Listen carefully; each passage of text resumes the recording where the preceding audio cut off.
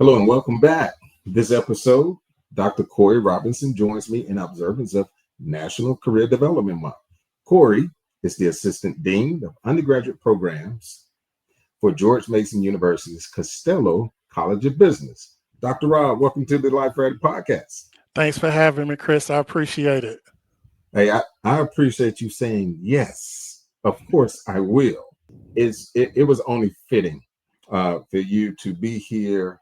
So I'm so appreciative for you to join me. But Corey, I'm going to jump into it. Folks want to know who Dr. Corey Robinson is. So having said that, give us just a little background of who you are. Well, thanks, Chris. I appreciate that.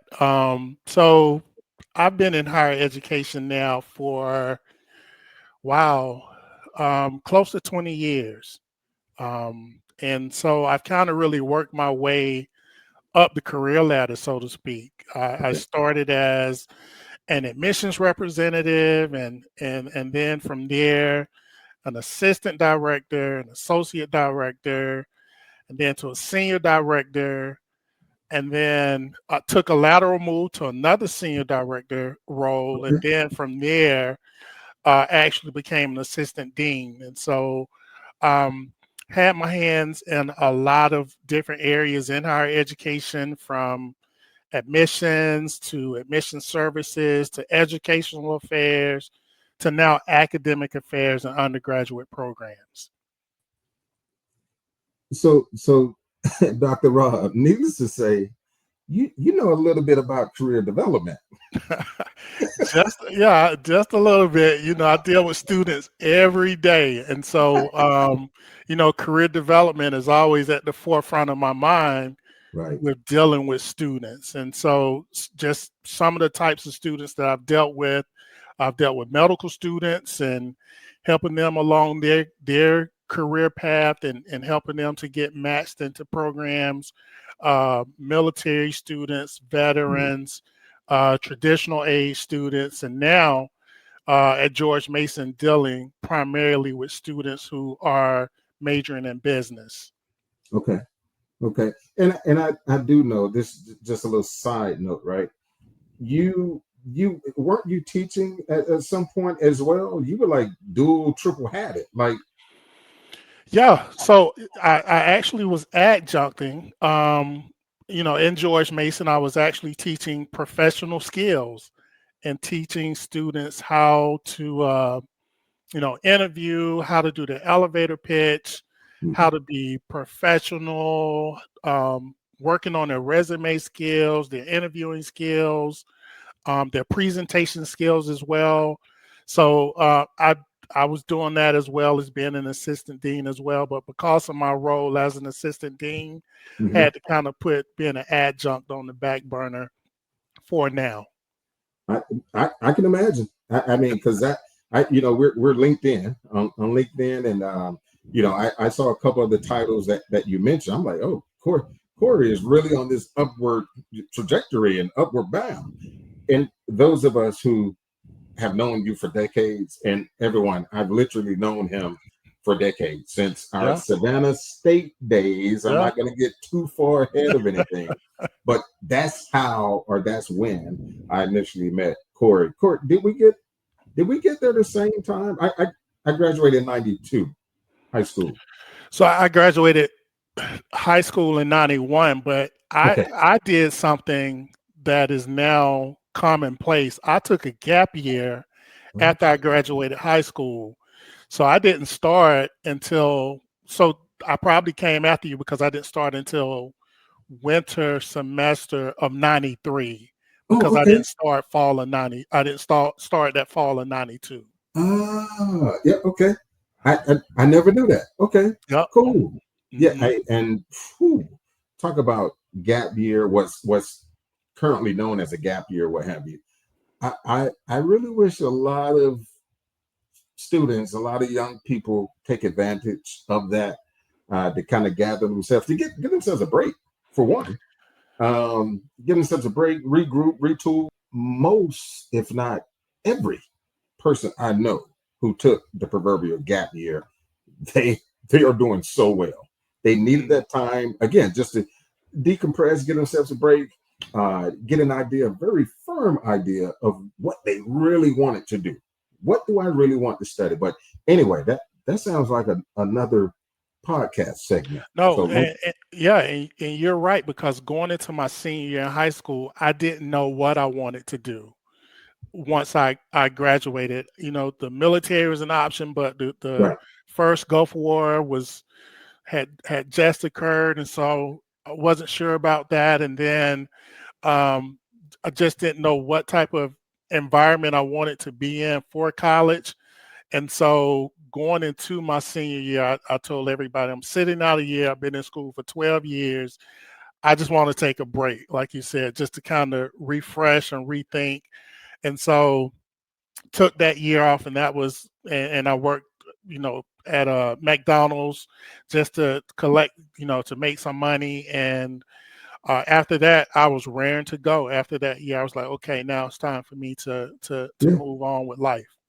no, absolutely, yeah, right. To move on with life, you're a year older. You think your maturity level, again, scientifically speaking, especially for us guys, Yeah, guys are poor guys. We be all over the place, and right. I think that's another podcast segment in and of itself. But anyway, I'm not going to digress.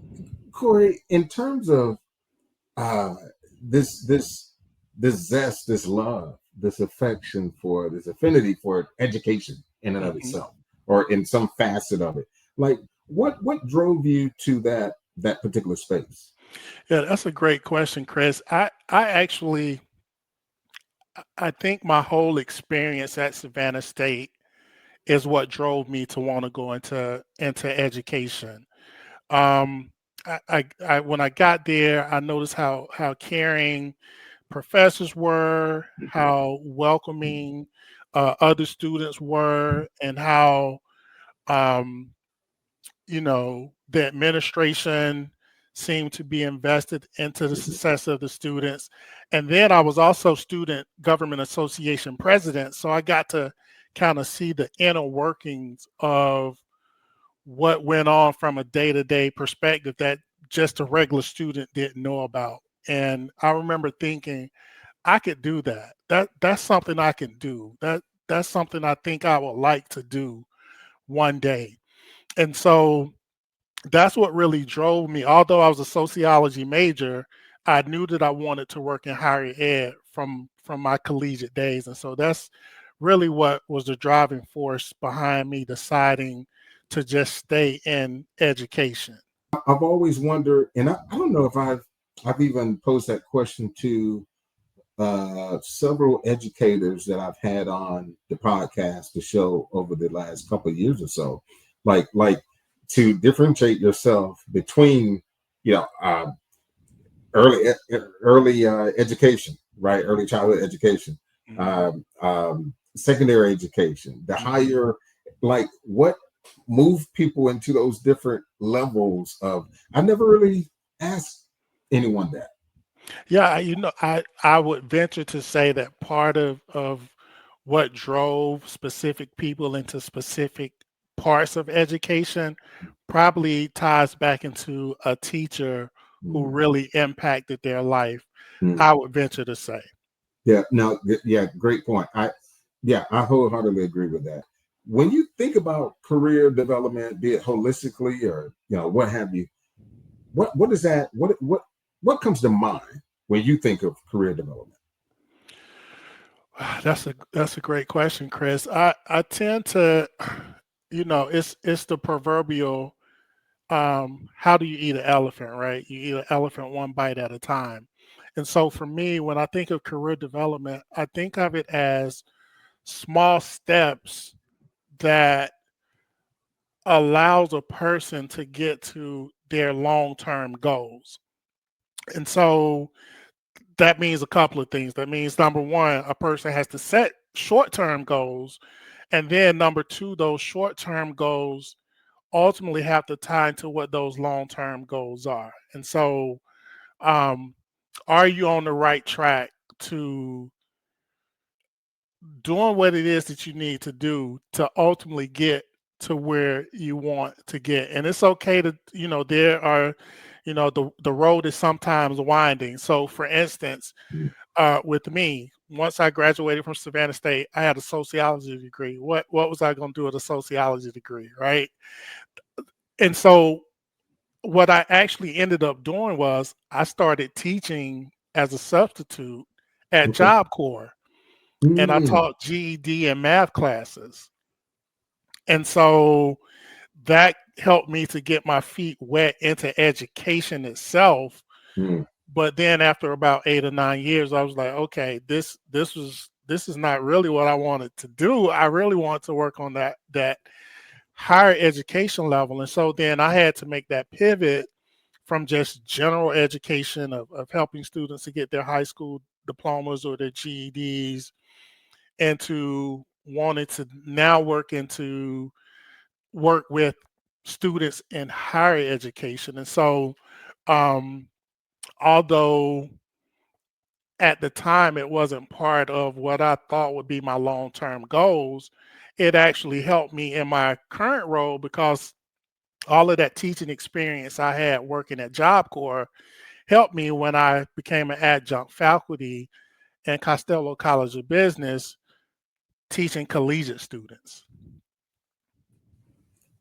yeah, I can definitely see that. So as you're sharing that, I thought of another question that I wanted to ask because just to quickly pivot, I've been kind of capturing, documenting, and posting a lot of career development information that evolves around uh, artificial intelligence and its Mhm. impact on just how we do work, right? Right. How we Yeah. do our current roles and responsibilities and such. And it's been heavy on my heart and at the forefront of my thinking because the space that I just left in the federal government, um, that's all people were, you know, trying to sell to us, telling us about, conveying to us, breaking down, showing us various models, etc.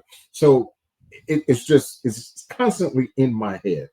Not to get your take, if you will, on the AI perspective as it relates to education and the transformation, Hmm. seemingly transformation thereof, but having said that, what should folks be thinking about now, 2026 and beyond? What does that look like to you? You said it, AI, right? It's like AI is has become so paramount just in the world that I think people have to learn to coexist Mm, with AI and how to incorporate AI into what they're doing and really embrace it. Not think of it as okay, this is something that is going to eventually take my job. Now, AI will in some aspects, right. but it's like a tool, right? I mean, we grew up, we probably used a shovel if we had to dig a 6 foot hole, a 6 by 4 foot hole, right? But now there's a backhoe that does the job quicker. And so I kind of liken it to that is that it's just a tool that we have to become comfortable with using and not really be afraid of it. So I think from a career standpoint, I think people really need to lean into it to Hmm. better understand it, Yep. to see how it can come alongside and help them and not hurt them. With the a- understanding that Absolutely. AI is obviously going to do away with some jobs, but in a lot of instances, you still need that human factor to do what AI can't do. Yeah. Totally. Spot on. You know, everything that I've been posting, you summed it up. Mhm. And specifically that's it. And you mentioned you used the word two or three times. That it's a helper, it's a companion. You know, it assists you. You know, you realize efficiencies you would tend to be, the probability of you being more effective is great, right? Yeah, yeah, So you're right. The way you just said, you know, you embrace it, embrace it, accept it, because in more forms of fashion, it's not going anywhere. It's Right. coming, right? Right.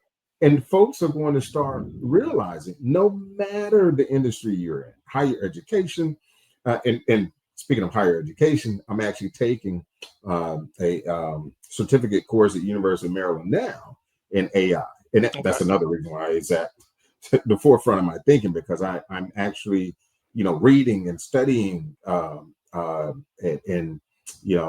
peeling back research that a lot of these professors have conducted actually years ago, unbeknownst to them, that this thing was going to snowball as quickly as it has, and it's here. So yeah, thanks for foot stomping that the way you did. So Corey, I can continue to talk to you about this stuff for quite some time. Folks that know me, y'all know me, I can talk once I get going. But before I let you go, I actually want to read off a couple of statements, Okay. and I want you to finish the statement. The first one is simply this. Finish this sentence. I am driven by. I am driven by the need to see other people succeed. I like that. My greatest accomplishment is. Outside of my daughter, who will be graduating from University of Maryland next year or in the spring, I Yes. would say completing my PhD. Okay. Yes, absolutely. Your next venture is to. Is to get my business up and running. I have a dissertation consulting business, Yep. www.sitedrrob.com. And so really to get that up and running to help people who need help with going through the dissertation process, because that's something that is not out there for people to be able to do. So I want to be able to fill that gap. Last one. hmm Two words that sum what I stand for are. Continuous learning. And so that would be apropos working in higher education, right? I'm just a big proponent of continuous learning. Like we can always learn. And so I hate the narrative that's out there is once you're done with whatever type of schooling that you're doing, Mhm. there's nothing else to learn. There's more we don't know than what we know. And so those would be my two words: continuous learning. Corey, this has been a great session for me. All of them are, but this one in particular, because maybe it's because I'm a little biased. You're my homeboy, both from the great state of Georgia. We Yep. attended Savannah State together in Yep. the early mid '90s. Right. It's hard for me to say that sometimes, Corey. Man, But it is God is gone. It good. is gone by. I wouldn't have it any other way. Keep giving Exactly. me the years. Keep giving me the years. But Exactly. in all seriousness, Brother Corey, I really appreciate you, coming on here and imparting your words of wisdom. Just again, your position where you've been, the spaces that you've been in over the last couple of decades in particular. I was like, oh my God, Corey is like the perfect person to have on to talk about all of this stuff as he's spanning the gamut thereof. So I really appreciate you coming on, buddy. Thanks for having me, Chris. I appreciate it. Yeah, man, absolutely. And to the audience, hey, thanks for tuning in for another episode. Like this video and any other recording that resonates with you, leave a comment and share. And don't forget to subscribe to the channel. The Life Writing Podcast is another way we creatively inform and inspire, helping people write the lives they desire. Take care.